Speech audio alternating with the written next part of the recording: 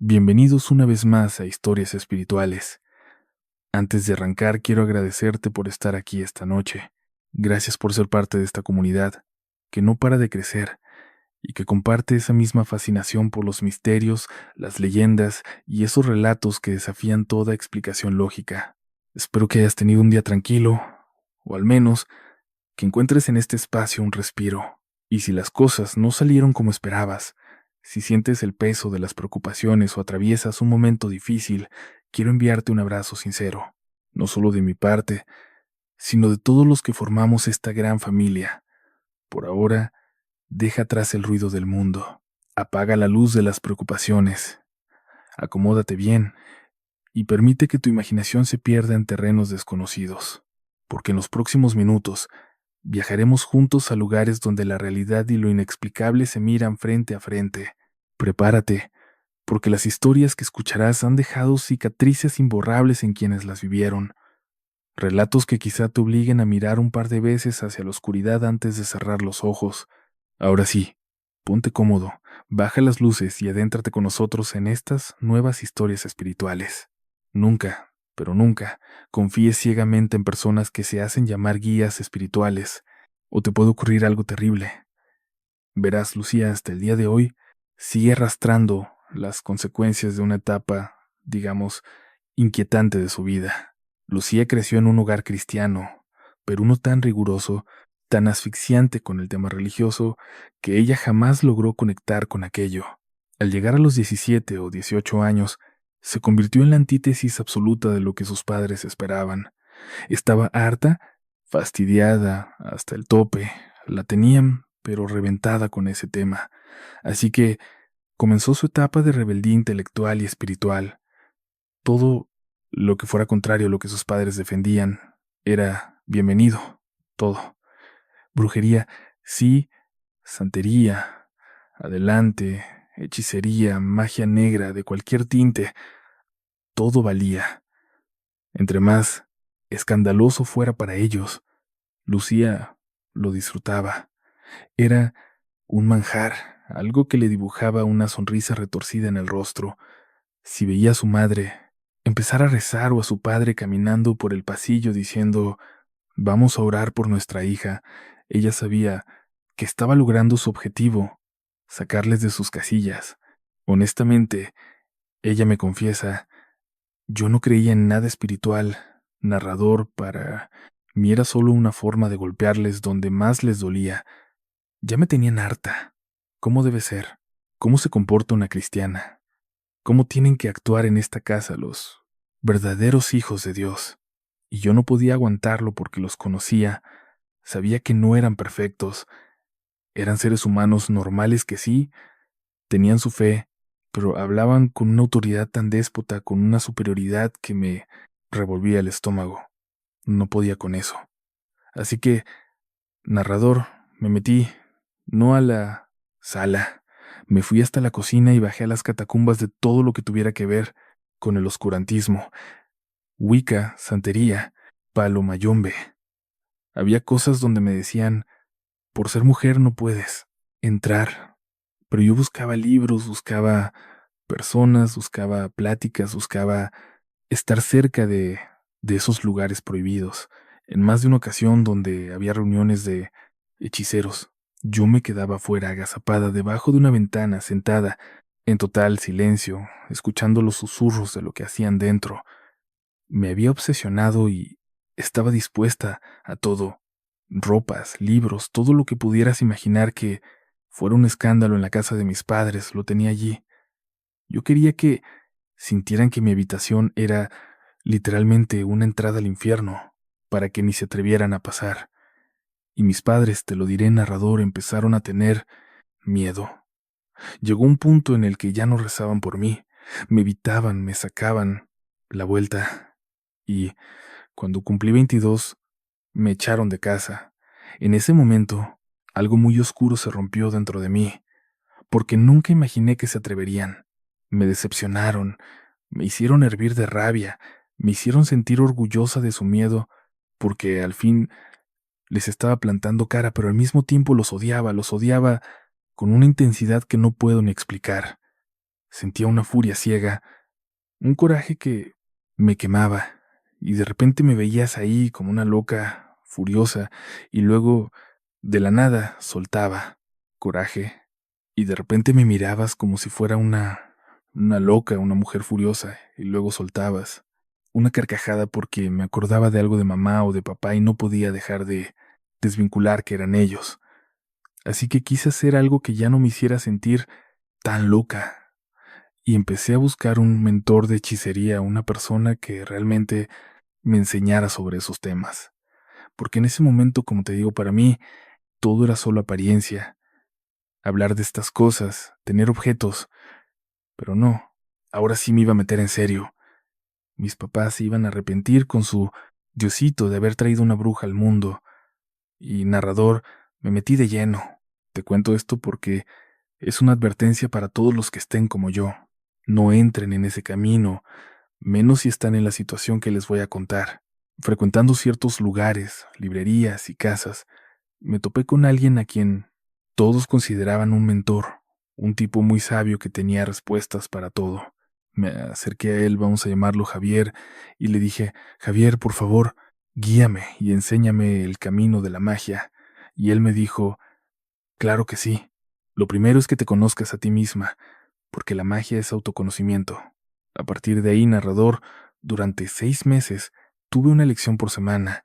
Me costaba un dineral. Yo ya trabajaba solo para pagar el alquiler, mal comer y pagarle a Javier. Empecé a ir a unas sesiones que solo lograron retorcerme las ideas. Me decía: lo que tú crees que es bueno es malo. Lo que crees que es malo es bueno. Eran lecciones de una lógica tan perversa que terminaban convenciéndome de que hacer daño a otros estaba bien y que ayudar era dañarlos. Me retorció la cabeza. Ahora lo veo claro porque han pasado muchos años. Pero espérame, esto fue solo el principio. Después de tantas lecciones, donde yo exponía un punto y él lo contradecía, hasta convencerme, porque era un tipo que sabía hablar muy bien, terminé convirtiéndome en alguien realmente oscuro. Me alegraba cuando a la gente le iba mal, cuando mis vecinos tenían un problema. Oh, Dios santo, era un placer, algo que realmente disfrutaba. Si veía a alguien llorar o sufriendo, sentía que esas emociones eran pura vida. Decía: qué bueno que le pase eso, y me alegraba por su desgracia. Estaba bien retorcida, narrador. Después de eso, Javier me dijo: ahora sí estás preparada para conocer a tu guardián. Empezó a hablar de hacer unos ritos donde debíamos ponernos de acuerdo él, su comunidad y yo. Esto no es cualquier cosa, me decía. Vamos a invocar a tu guardián. Estará contigo a partir de ahora porque él y tú se van a unir de cierta manera. ¿De qué manera? Era algo que él no podía explicarme. Decía que ocurriría y que yo misma lo entendería después. Estaba fascinada, quería saberlo.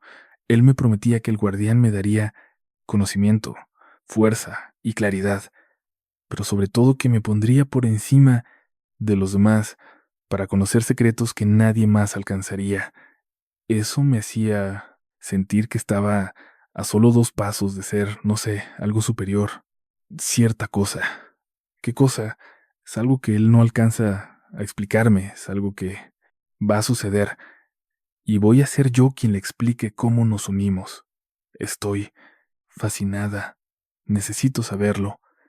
Él me asegura que el guardián me entregará conocimiento, me dará fuerza, claridad, pero sobre todo hará que esté por encima de los demás, que yo descubra secretos que ellos jamás se atreverían a imaginar, y eso me hace sentir a solo 2 pasos de ser esa bruja que mis papás detestarían que fuera. Así que estoy ahí, hechizada, atrapada. Espero con ansias el momento del guardián. Acordamos el día, la hora exacta. Me da una lista de cosas que debo usar para los ritos en casa, desde una semana antes, todos los días. Pero yo, como si mi propia vida pendiera de un hilo invisible, no fallo ni una sola vez. No omito nada. Lo hago con una convicción que me quema por dentro, desde lo más profundo de mi corazón, con una fe una fe ciega, absoluta, de que esto va a ser real. Y el día que quedamos para el ritual, algo espantoso sucede. Estoy en mi sala, sentada, inmóvil. Hay un sahumerio, encendido desde temprano. He cambiado las brasas y el incienso casi 4 o 5 veces ya. La atmósfera en el lugar es extraña, como si fuera una limpieza, entre comillas, pero no es limpieza. Es una nada, un vacío absoluto, como si hubieran arrancado toda la energía de este sitio, dejándolo como un cascarón, un hueco desprotegido. Es lo único que puedo decirte. De repente, siento que esa barrera frágil entre yo y algo más que creo que es el guardián comienza a resquebrajarse. Cientos de ojos se abren en todas direcciones observándome y siento que algo está cruzando hacia mi habitación, algo más grande que todo el edificio. Escúchame bien, esto ocurrió así. Siento que esa cosa estaba en un limbo, en otro universo, en otro estado de existencia, y está empezando a filtrarse aquí, justo donde yo existo. Y conforme siento que se acerca, que invade mi presencia, me doy cuenta de dos cosas. La primera, esa cosa no es buena. No es buena en absoluto. Siento un terror, un miedo, visceral, del que no tienes ni idea. Es algo que me nace desde las entrañas, la certeza de que si no me muevo, no voy a sobrevivir a esto. Y lo segundo es que hay algo en esa energía que busca conectarse conmigo, como si yo fuera un simple enchufe, y aquello fuera un cable buscando corriente. Quiero levantarme, pero no tengo fuerzas en las manos, ni en los pies. Hay algo que me ancla al piso. Intento gritar, pero ya no soy dueña de mi boca, ni siquiera de mis propios ojos. Solo tengo que estar ahí, a su merced. Entonces, escucho a lo lejos un grito. Es una vecina que conozco. La he oído gritar 1000 veces por sus peleas con su pareja, pero esta es la primera vez que la escucho gritar así, de puro miedo. La luz se apaga de golpe.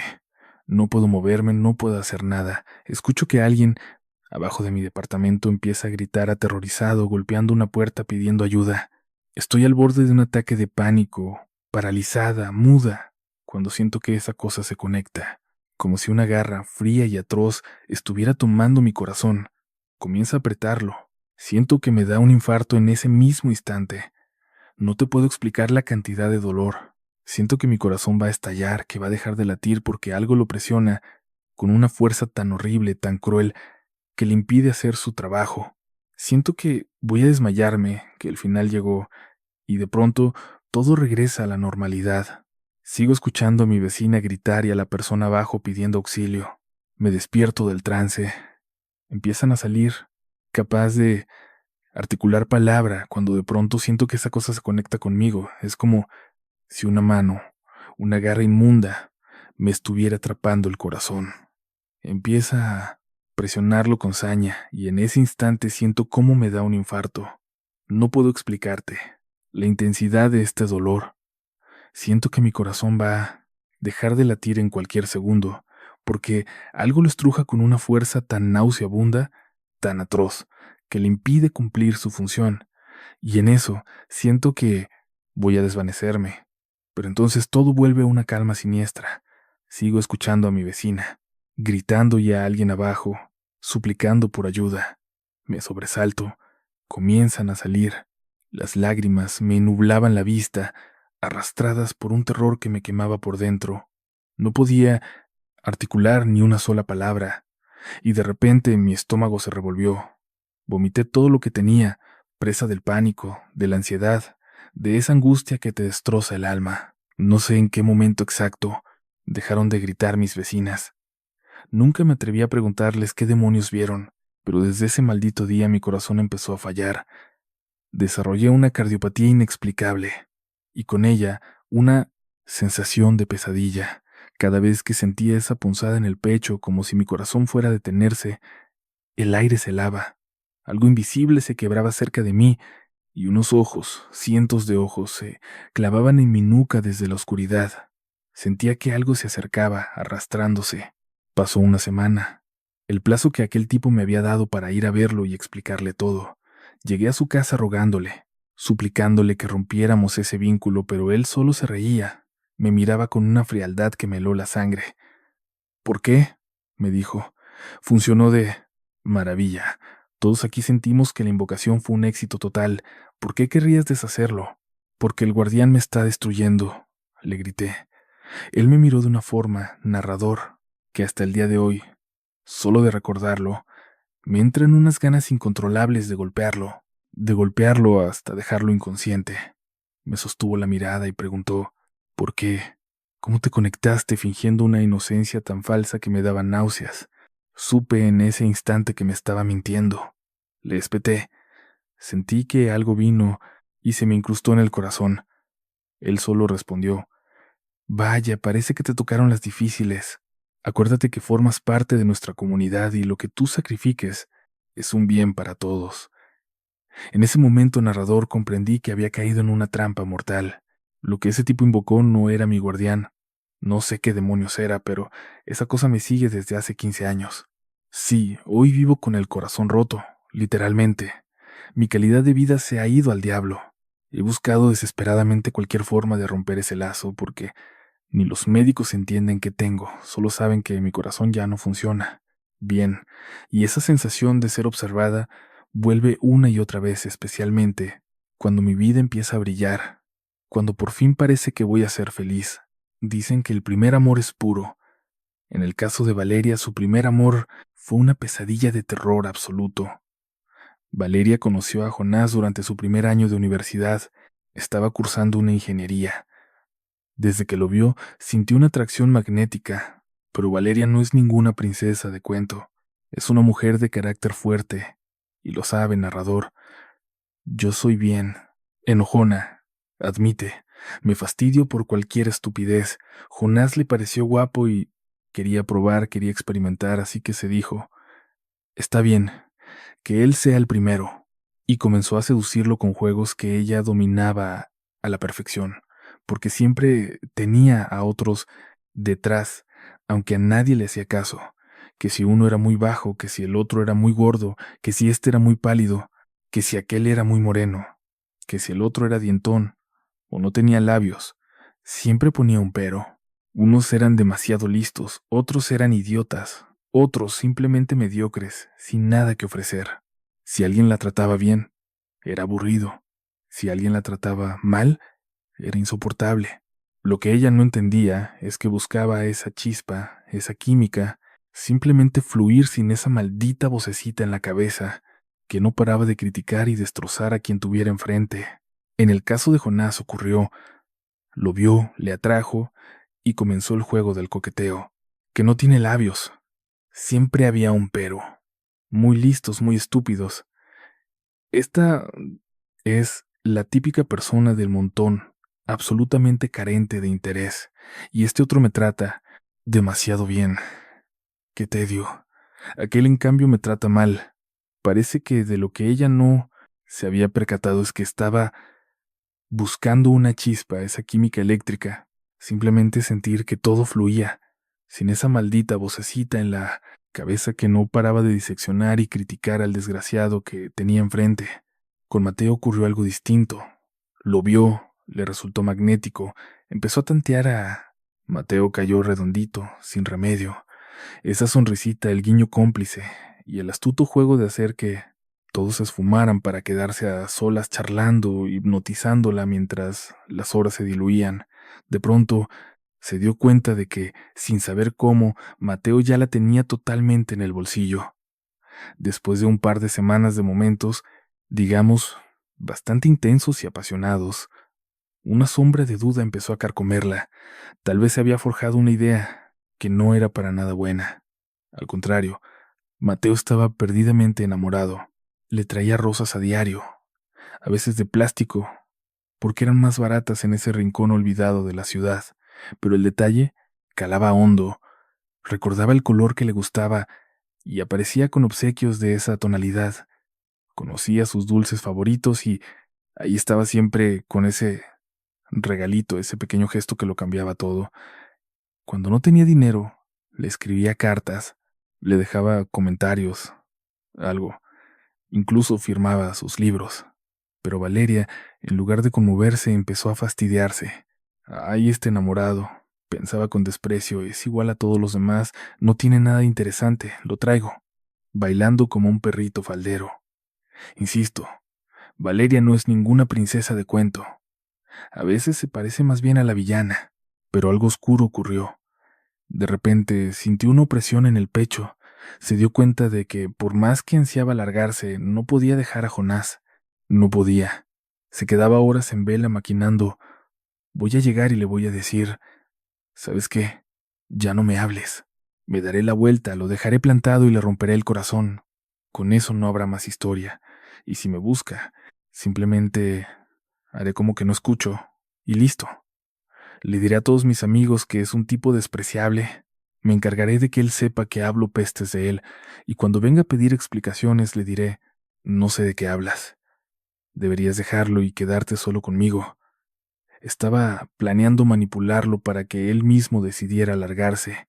Valeria no es una princesa, te lo repito. Parece la villana de la historia, buscando mandarlo al diablo de la peor manera. Lo que no imaginaba es que la situación le iba a estallar en la cara. De repente apareció otro chico en escena, con ojos verdes penetrantes y una tez morena. Una combinación sumamente extraña y magnética. Ella sintió un tirón instintivo y pensó, este sí es mi tipo.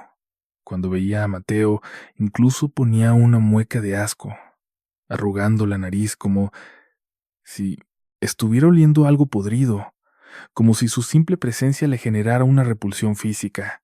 Valeria tenía tanto que aprender. El problema era que, cuando lo tenía justo enfrente, las palabras se le trababan en la garganta. Esa decisión que traía, clarísima, ensayada frente al espejo en casa, se evaporaba. La escena jamás ocurría. Pasaban los días. Mateo estaba cada vez más cegado de amor, y ella se sentía, día tras día, más débil, más atontada, como bajo un hechizo. El día que Mateo la invitó a conocer a su familia, a la familia de Jonás, Valeria aceptó, mientras una voz dentro de ella le gritaba, ¿cómo estás aceptando esta invitación si no quieres saber nada de él? ¿Qué te importa esa familia de muertos de hambre? Todos deben ser igual de mediocres y aburridos. Y seguía con ese diálogo interno cuando Mateo, con total naturalidad, le dice, me encanta que aceptes. Mis papás están encantados y mueren por conocerte. Le dio un beso en la boca y ella tuvo que contenerse para no hacer una mueca de puro horror, porque simplemente no podía negarse. ¿Por qué demonios está ocurriendo esto? No lo entiende. No comprende por qué cuando él no está quiere mandarlo al infierno, pero cuando lo tiene ahí, dejarse llevar. El problema es que, cuando él se le acercaba, invadiendo su espacio, las palabras se le atascaban en la garganta, como vidrios rotos.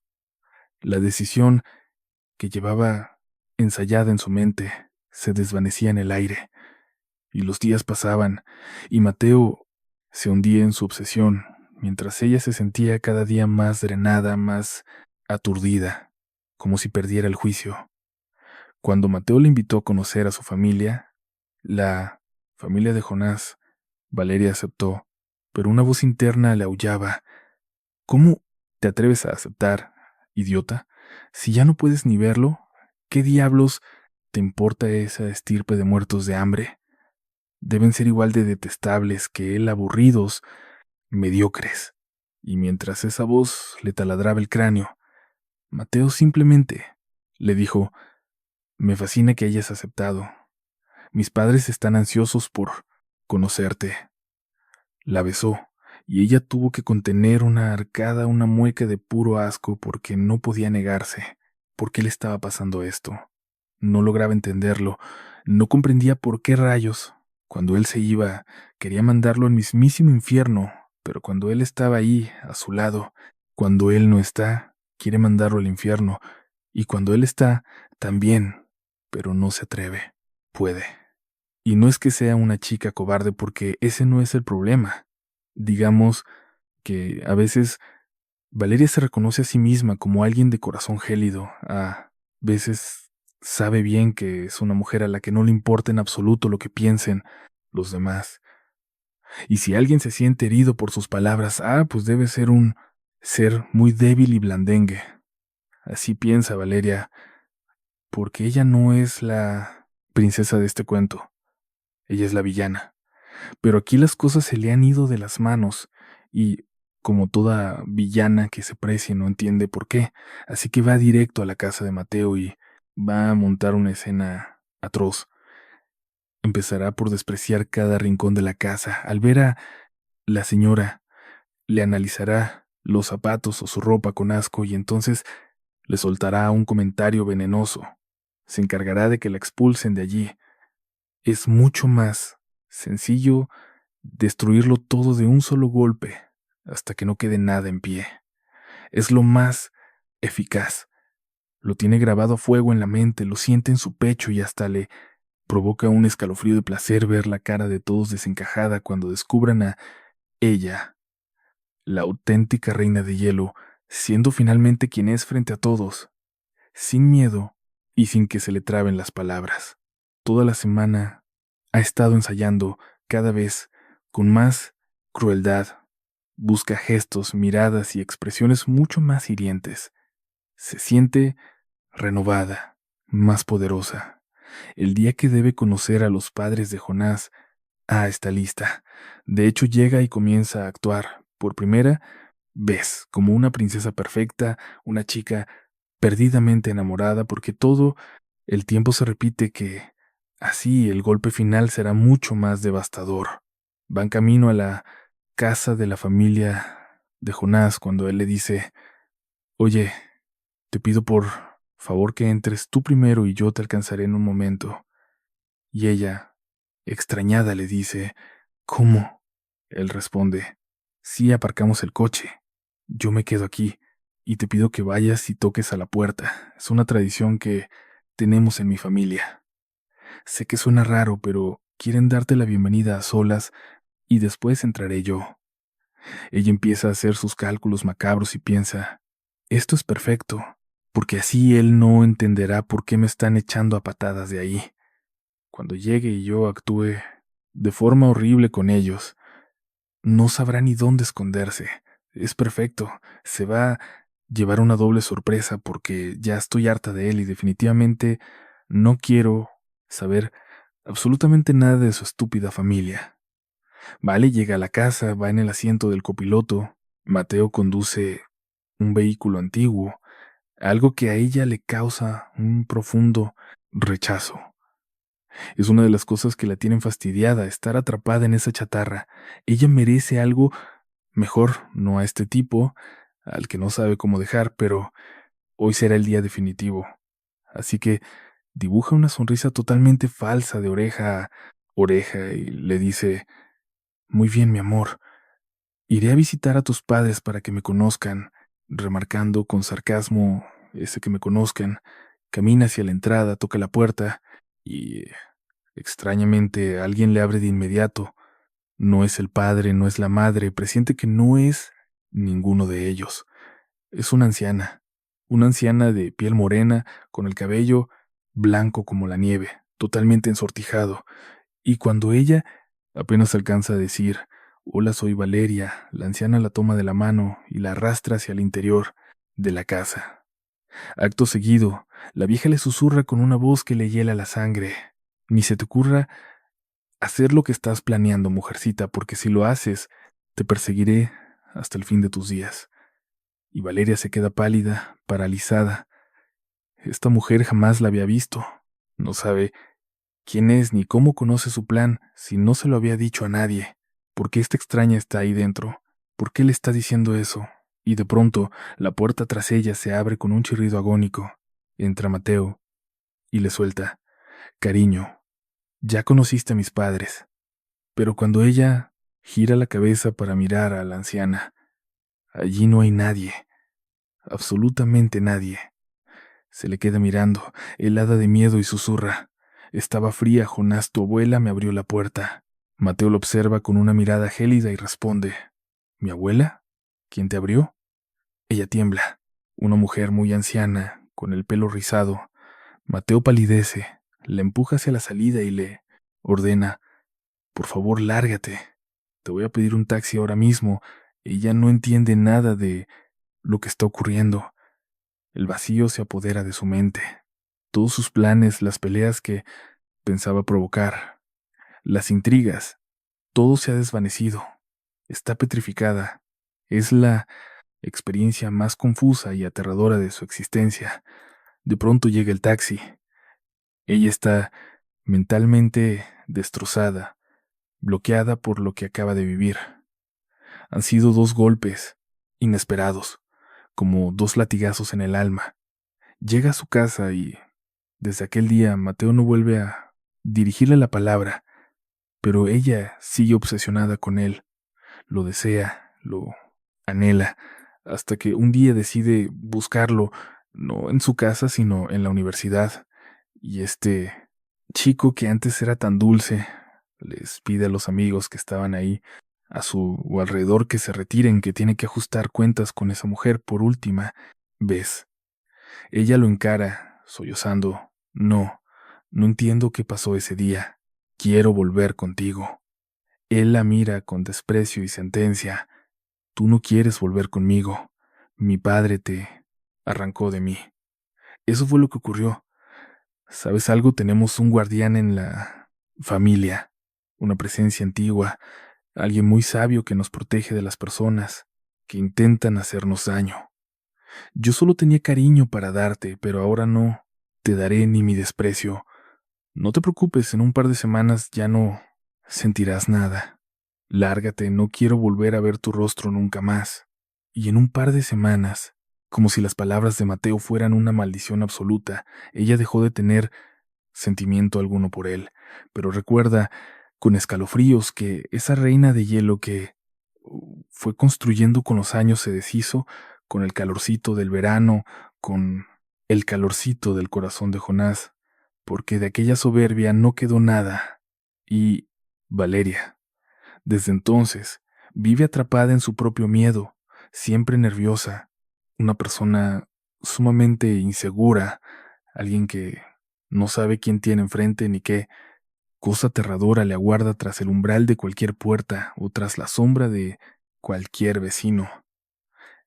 Elena habita en un pueblo donde lo místico y la realidad cotidiana se entrelazan de una forma oscura, profunda y constante.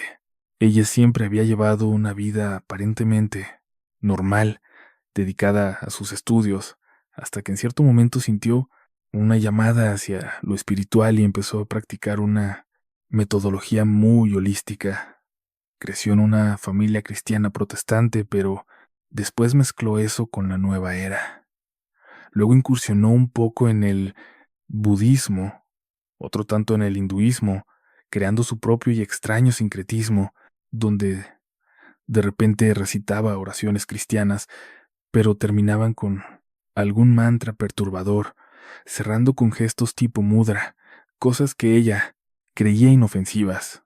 Esto que te cuento no es una crítica a su método, solo es una descripción del camino que eligió.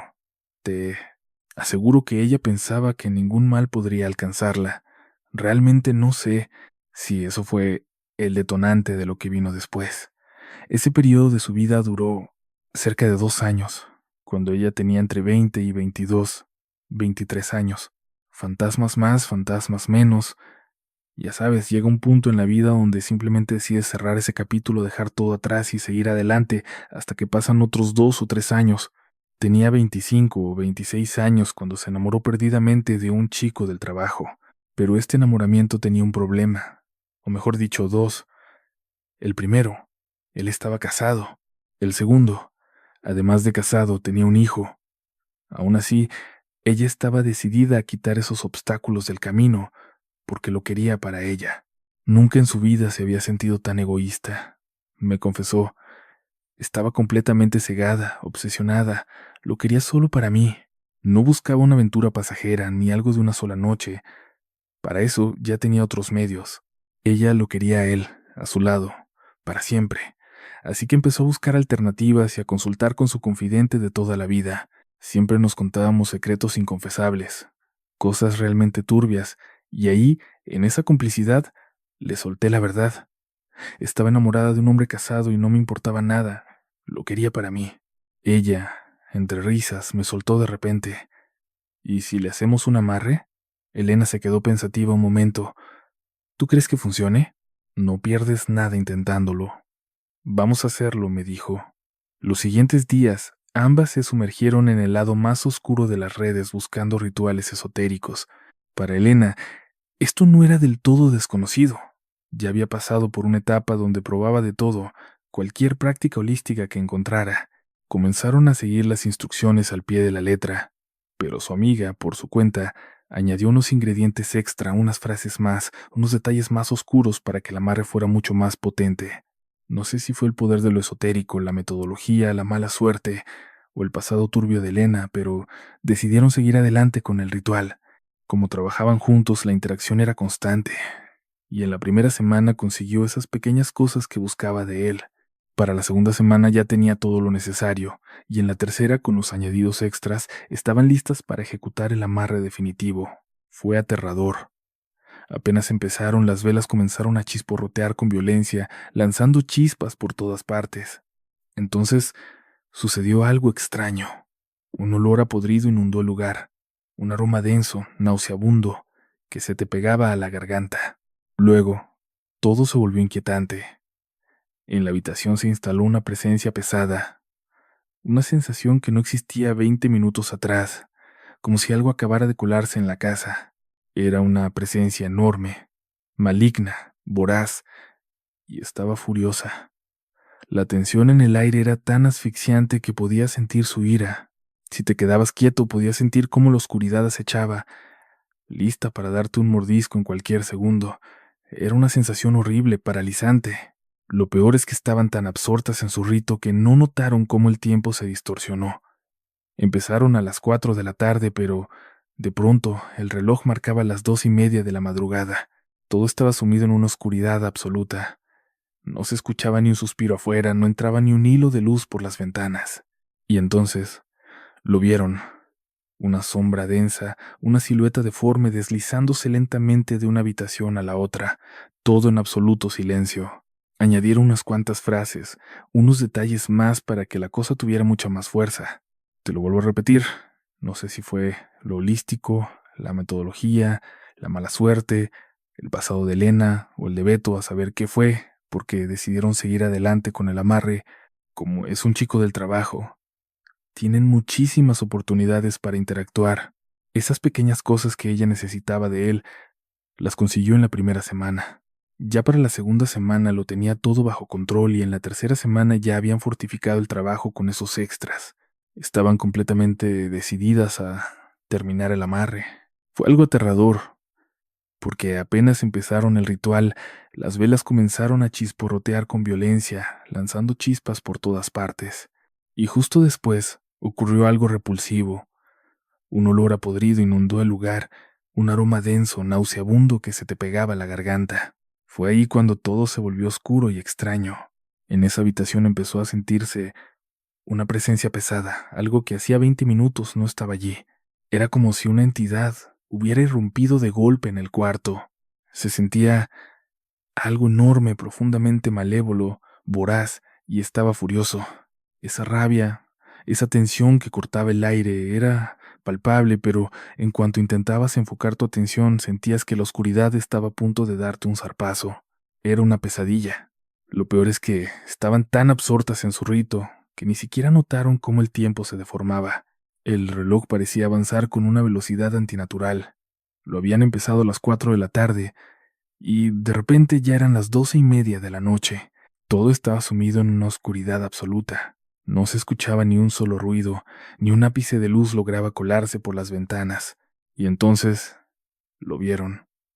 Una sombra se deslizó entre las habitaciones, moviéndose con una intención gélida. Todo quedó sumido en un silencio sepulcral. No se escuchaba ni un solo ruido. No había ni un ápice de luz que lograra filtrarse por las ventanas y de repente vieron cómo una sombra se deslizaba, pesada y espectral, de una habitación a otra, todo sumido en una oscuridad profunda y una sombra absoluta, más densa y negra que la noche misma, se cernía sobre ellas. Elena y su amiga estaban aterrorizadas. Elena y su amiga no entendían qué estaba pasando. Elena comenzó a recitar mantras intentando frenar aquel horror, cuando de repente escucharon un siseo. Al principio sonó como una gota de agua cayendo sobre un recipiente con líquido, pero luego el sonido se volvió más seco, más antinatural. Era un siseo que las llamaba, reclamando su atención. Voltearon hacia la esquina superior izquierda de la habitación, justo sobre el hombro izquierdo de Elena. Y allí, en la penumbra del rincón, vieron cómo, en un segundo, una multitud de ojos diminutos se abrieron en la oscuridad para observarlas, y se cerraron al mismo tiempo. Ojos de todos los tamaños, chicos, medianos y grandes. Pero el reflejo de las velas en ellos era gélido y nítido. No eran uno ni dos, eran decenas. Estaban ahí, abriéndose y cerrándose, para ellas. Sentían un miedo atroz, un pavor absoluto. Entonces Elena me confesó, narrador, nunca, jamás en la vida me había sentido tan vulnerable como en ese instante. Ahí comprendí la estupidez que habíamos cometido. No sé qué invocamos, no sé qué llamamos, ni a qué entidad le abrimos las puertas, no sé con qué jugamos, pero estábamos atrapadas en su dominio. Ya no estábamos en mi casa. Tenía un terror paralizante. Le rogué a mi amiga que nos fuéramos. Ella insistió en que debíamos terminar, completó los últimos movimientos que yo necesitaba. No sé si eran rezos o frases prohibidas, porque yo ya estaba totalmente ida. Y cuando ella terminó ocurrió algo escalofriante. Las luces de la casa volvieron a encenderse solas. Yo no las había apagado en las otras habitaciones. Simplemente habían parpadeado o desaparecido cuando empezó el rito, pero regresaron de la nada, lo que nos puso la piel de gallina. Huimos de ahí y dejamos todo en paz. Los días siguientes, la casa donde hicimos eso, mi hogar, empezó a apestar con un aroma pútrido que surgía de todas partes. No era que el olor a vela se hubiera quedado impregnado, para nada. Era un hedor que iba y venía, como si algo muerto y podrido estuviera arrastrándose dentro de mi casa. Fue la experiencia más espantosa que puedas imaginar. Por las noches me tiraban de las sábanas. Mi amiga decía que despertaba con rasguños. En 2 ocasiones me pasó que me fui a dormir normal, acostada justo al centro de la cama. Me recostaba sobre mi lado izquierdo y amanecía de la siguiente manera, con las rodillas contra el suelo, mis pies y piernas atrapados en la parte baja de la cama, totalmente tensos y como amarrados, mi espalda pegada al colchón y mi nuca recargada contra la cabecera. Mis brazos estaban fijados a la parte externa del colchón, narrador, como si algo me hubiera sujetado, porque zafarme de esa posición me costaba un mundo. 2 veces amanecí así.